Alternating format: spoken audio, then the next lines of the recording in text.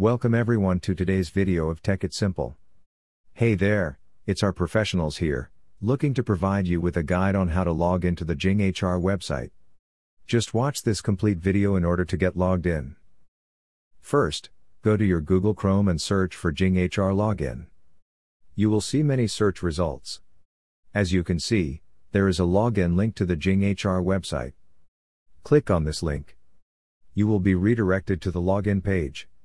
As you can see here, there is no login form. However, at the top right corner, you can see there is a login button. Also, just click on this link. Now, there is a form where you have to fill in the details to log in. First, you have to enter the company code. Let me put it as 6456.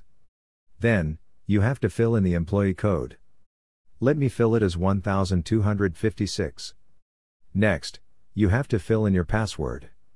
If you want to be remembered next time, click on this checkbox. Simply click on the login button. If you have logged into your account, then you can click on this unlock account link. Simply click on this login button. If all the credentials are correct, you'll be logged into the website. If you find our content helpful, then don't forget to like, share, subscribe, and comment down in the comment section below. Thanks for watching.